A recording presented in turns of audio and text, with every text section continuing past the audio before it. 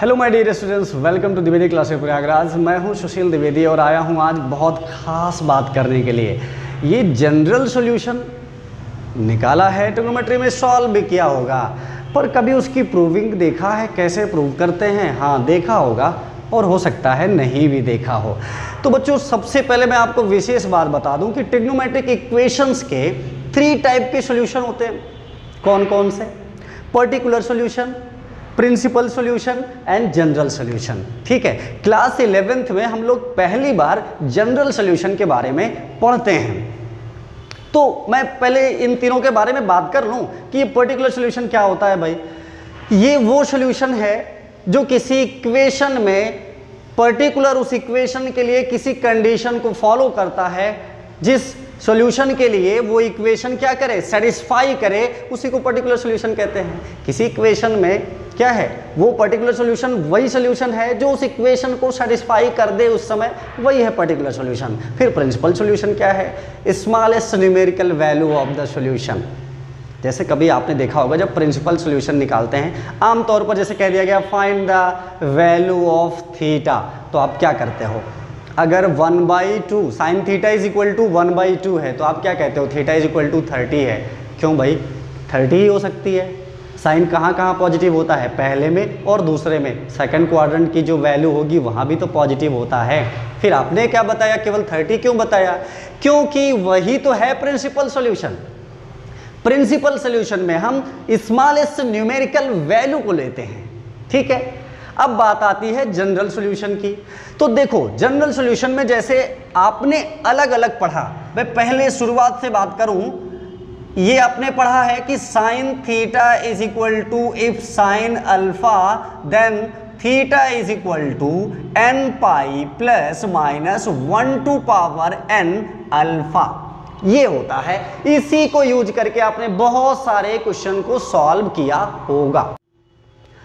तो आज हम इसकी प्रूविंग के बारे में बात करेंगे। एक चीज और, because cosec theta is equal to cosec alpha is equivalent to sine theta is equal to sine alpha, so general solution of this will be also same, है ना।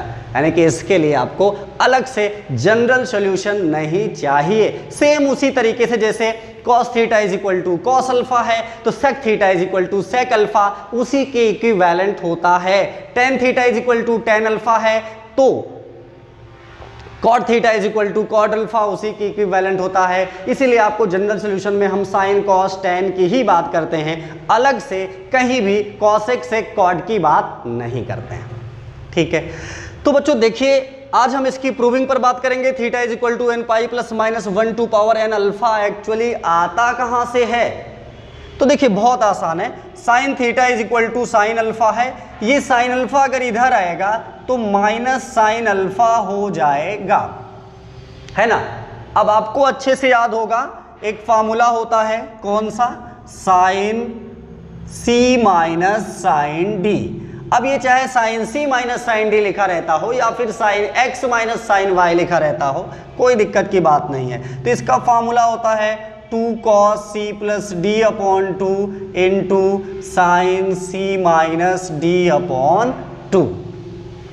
ठीक है, तो चलिए इसी को हम यूज करते हैं। तो बच्चों ये c है समझिए, और ये क्या है? d है, तो ये हो जाएगा 2 cos theta plus alpha by 2 into sine theta minus alpha by 2 is equal to 0, है ना। अब आपको पता है कि कोई भी प्रोडक्ट में कितने भी नंबर हो, अगर उनका प्रोडक्ट इक्वल में 0 है तो इसका क्या मतलब है? आइदर दिस 0 और दिस 0 और बोथ 0, है ना।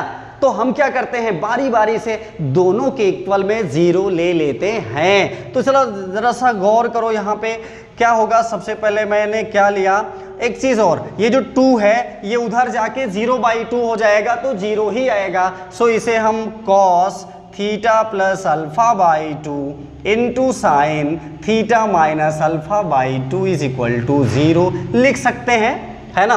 फिर क्या करेंगे इसके आगे, अब बारी बारी से दोनों की इक्वल में हम 0 रखेंगे। सबसे पहले मैंने साइन के लिए ये किया, तो sine theta minus alpha by 2 is equal to 0। तो यहां पे देखिए जब इसकी इक्वल में 0 है तो इसका मतलब क्या है कि sine theta minus alpha by 2 is equal to sine m पाई।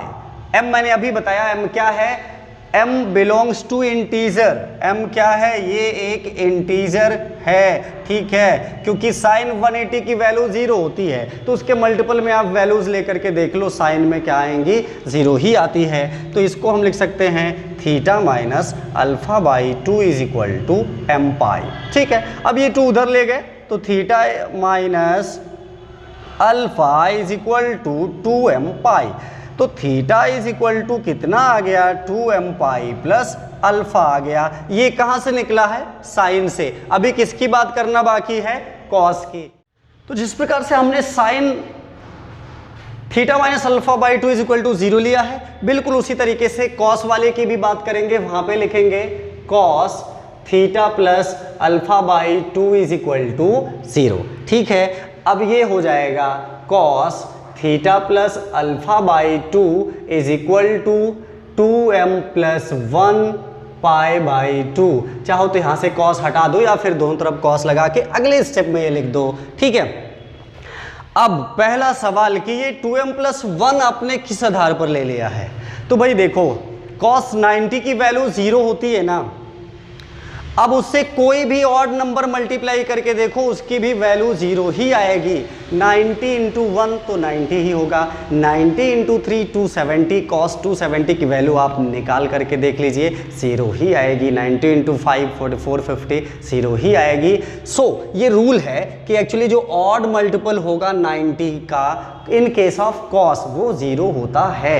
तो चलिए इसे जरा, और m क्या है, वही इंटीजर है। ठीक है, फिर इसे भी जरा सा सिंप्लीफाई करते हैं। थीटा, ये 2 और 2 कैंसिल कर दिया तो theta plus alpha is equal to 2m plus 1 pi, और ये अल्फा इधर गया तो माइनस में, तो 2m प्लस 1 पाई। ये किसके लिए आया है, कॉस से हमने निकाला, और ये वाला क्या निकाला था, साइन से। चलिए दोनों में हम थोड़ा अंतर समझ लेते हैं। यहां पे 2m पाई प्लस अल्फा था, क्या था, sorry this is theta here, theta is equal to यहां पे जो था 2m पाई प्लस अल्फा, ये हमने साइन से निकाला था, और ये वाला कॉस से निकाला है। तो जनरल सॉल्यूशन तो वही होगा ना जो दोनों को सेटिस्फाई करे। ठीक है, तो देख लीजिए आप, इसका क्या मतलब है, even multiple of pi plus alpha. इसका क्या मतलब है, odd multiple of pi minus alpha. तो हमें वो इक्वेशन लिखना है जो दोनों को सेटिस्फाई करे। तो यहाँ पे जनरल सॉल्यूशन बच्चों जो बन जाता है, theta is equal to n pi plus minus 1 to power n alpha. अब जरा ध्यान से देखो, अगर मैं इवन लेता हूं तो ये 2 पाई और ये -1 के स्क्वायर यानी प्लस में अल्फा, तो 2 पाई प्लस अल्फा टाइप का ये बन रहा है, कंडीशन फॉलो कर रहा है। अगर ऑड लेता हूं तो ये माइनस में आएगा, क्योंकि -1 की पावर अगर ऑड है तो नेगेटिव आता है और इवन है तो पॉजिटिव आता है। तो minus alpha plus pi type का आएगा, तो इसको सेटिस्फाई कर रहा है, यानी कि दोनों को ही ये सेटिस्फाई कर रहा है। और हम लोग वैल्यू भी उसी तरीके रखते हैं जब जरूरत पड़ती है, when n is odd when n is even. ठीक है, तो इस प्रकार से इसका जनरल सॉल्यूशन हमने फाइंड किया है। तो अभी हम प्रूव करेंगे कॉस थीटा के लिए, cos theta is equal to cos alpha. ठीक है, इसको भी बिल्कुल उसी तरीके से करेंगे, इधर आएगा तो माइनस में हो जाएगा, cos theta minus cos alpha is equal to 0। अब आपको याद हो इससे रिलेटेड एक फार्मूला होता है cos C minus cos D. यहाँ भी cos C minus cos D लिखा जाए या cos X minus cos Y, कोई दिक्कत की बात नहीं है। इसका फार्मूला होता है 2 sine c plus D upon 2 into sine D minus C by 2, या इसी चीज़ को ये यहाँ पे माइनस कॉमन लेके इसे भी c माइनस डी कर दिया जाता है। Means -2 sine c plus D by 2 into sine c minus D by 2। ठीक है, तो चलिए इसी को हम यहाँ पे अप्लाई करते हैं, तो ये हो जाएगा 2 sine theta plus alpha by 2, यहाँ पे माइनस लगा लिया, into sine theta minus alpha by 2 is equal to 0। अब ये जो -2 है उधर जाके डिवाइड में जाएगा। 0 से हम किसी भी नंबर को डिवाइड करें, 0 से नहीं, 0 को किसी भी नंबर से डिवाइड करें 0 ही आता है। सो ये हो जाएगा sine theta plus alpha by 2 into sine theta minus alpha by 2 is equal to 0। ठीक है ना। सो फिर क्या हो जाएगा, अब ये बारी बारी से जैसे पिछले वाले में किया था हम दोनों की इक्वल में 0 लेंगे, तो यहाँ भी sine theta plus alpha by 2 is equal to 0। तो हम क्या लिख सकते हैं, sine theta plus alpha by 2 is equal to sine n पाई।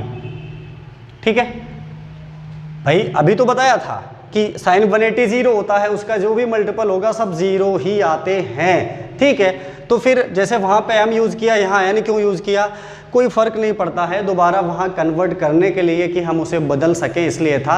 यहाँ पे एक ही बार में आ जाना है इसलिए n ले लिया है। आप चाहें तो यहाँ भी हम ले सकते हैं, बाद में n दिखा दीजिएगा। तो अच्छा, बाद में n क्यों दिखाना है, इसलिए कि जो उसकी आइडेंटिटी चली आ रही है। जैसे जो जनरल सॉल्यूशन है, आप जहाँ भी किसी भी बुक में फार्मूला देखेंगे हर जगह n यूज हुआ है, m तो वहाँ पे यूज नहीं हुआ है ना लास्ट स्टेज पे।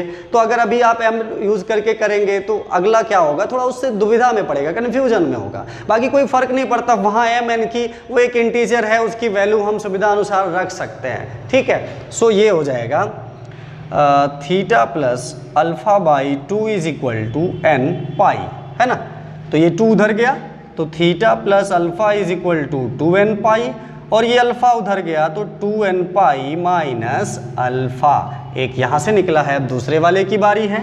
सो sine theta minus alpha by 2 is equal to, यहाँ भी हमने साइन n पाई लिख दिया सेम। ठीक है, वहाँ m लेने की एक वजह ये भी थी कि साइन और कॉस दोनों थे, तो हमें ज़रूरत पड़ती उनको दोनों का जो सेटिस्फाई करेगा वही सॉल्यूशन दिखाना है, इसलिए बाद में हमें कन्वर्ट करना पड़ता। सो वहाँ पे हम ले लिया।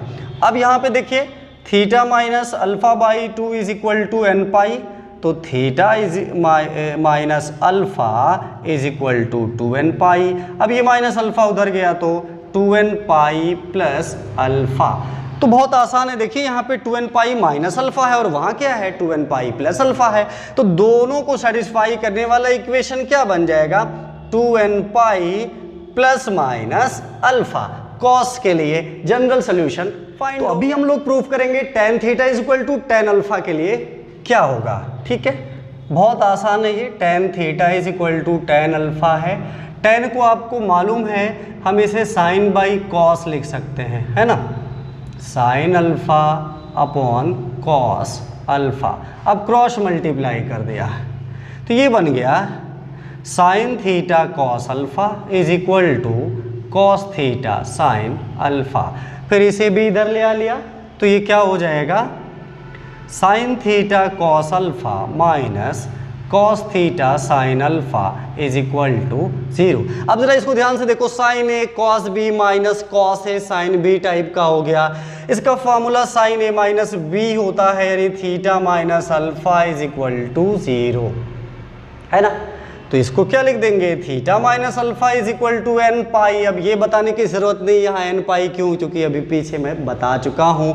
सो सीधा theta is equal to n pi plus alpha. ये tan के लिए जनरल सॉल्यूशन हो गया है। तो बच्चों उम्मीद करता हूँ ये आपको बहुत ही मज़ेदार और बढ़िया लगा होगा, नई जानकारी लगी होगी। अगर पसंद आया है तो वीडियो को लाइक कर लें और चैनल को सब्सक्राइब कर लें। मिलता हूँ अगले वीडियो में फिर किसी रोचक जानकारी के साथ। थैंक